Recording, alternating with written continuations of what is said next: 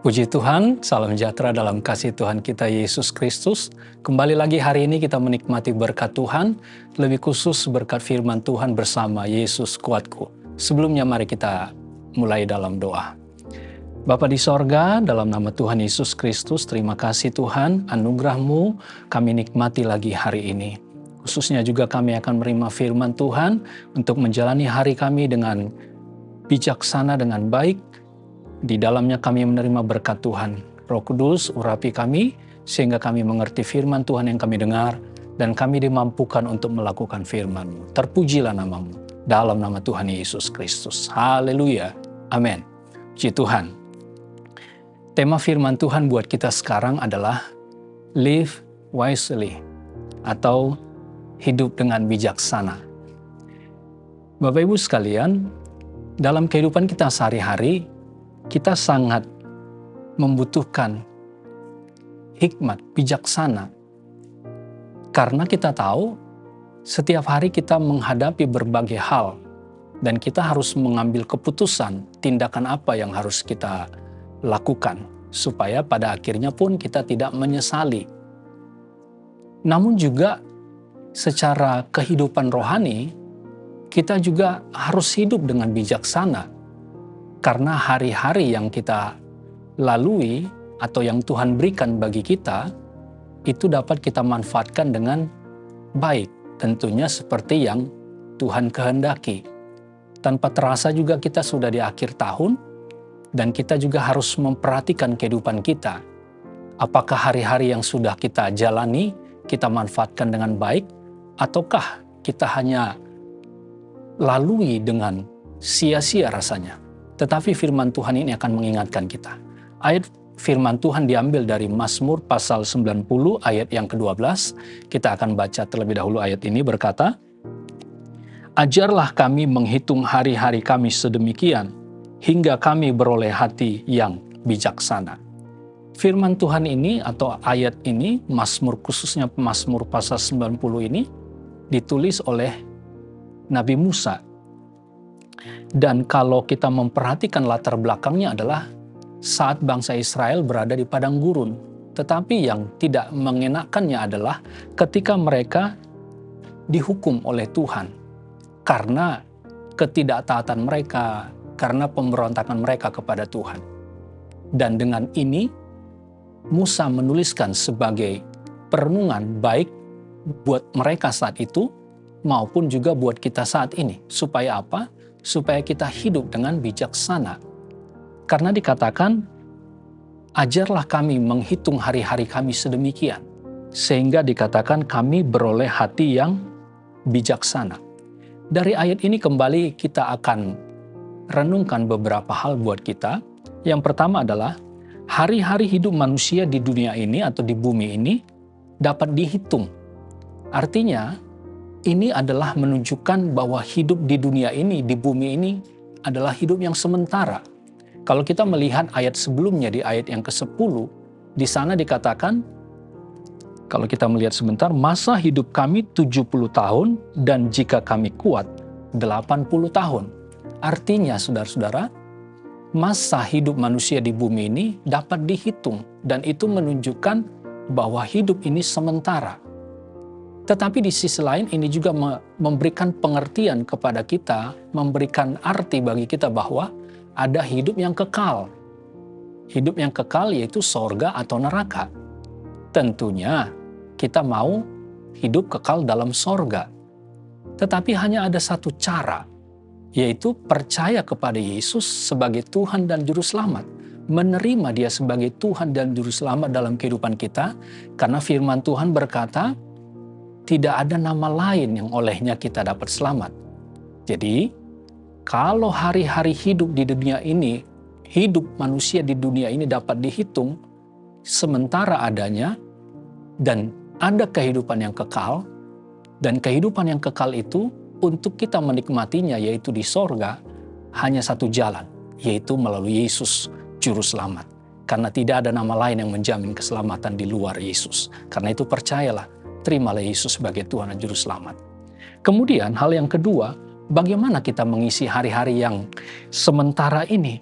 Dan tentunya mengisinya seperti yang Tuhan inginkan, yang Tuhan kehendaki. Kalau orang bodoh, orang bebal, orang yang tidak bijaksana, sebutlah demikian, mereka akan menggunakan hari-hari hidup mereka seperti dikatakan dalam Efesus 5 ayat 15, mereka dikatakan hidup mabuk oleh anggur, hidup dalam hawa nafsu duniawi. Tentu kalau mereka hidup sampai pada akhirnya seperti ini, kebinasaan kekal itu yaitu neraka akan menjadi bagian mereka. Tetapi berbeda dengan orang yang hidup dengan bijaksana. Dikatakan juga dalam Efesus pasal 5 ayat yang ke-18, mereka dikatakan hidup penuh dengan roh. Kalau hidup penuh dengan roh, berarti roh itu yang menuntun mereka, yang membawa mereka mengisi hari-hari ini seperti yang Tuhan kehendaki. Tidak mabuk oleh anggur, tidak hidup dalam hawa nafsu, tetapi hidup dalam kebenaran. Bahkan nanti kalau kita memperhatikan dalam kitab Wahyu pasal 14 ayat 13, kita tidak baca, tetapi di sana dikatakan segala perbuatan mereka menyertai mereka. Artinya apa? Perbuatan kebenaran, perbuatan yang sesuai dengan kehidupan atau orang-orang percaya yang hidup dalam kebenaran, perbuatan itulah yang menyertai mereka. Berarti hari-hari yang mereka lalui, mereka isi dengan perbuatan-perbuatan yang benar, seperti yang Tuhan kehendaki. Demikianlah hendaknya orang yang hidup dengan bijaksana, bukan hidup dengan dikatakan mabuk oleh anggur, hidup dalam hawa nafsu. Tetapi orang yang hidup dengan bijaksana, mereka mengisi hari-hari yang sementara ini pun dengan apa yang Tuhan kehendaki. Dan itu hanya bisa diisi seperti yang Tuhan mau ketika seseorang itu hidup dalam roh, dipimpin oleh roh. Karena roh itu membawa kita kepada kebenaran Allah.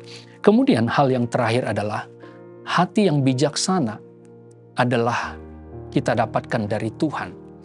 Supaya kita bisa hidup bijaksana, kita perlu hikmat. Dan itulah yang dikatakan seperti permintaan seorang raja yang muda, yaitu Raja Salomo.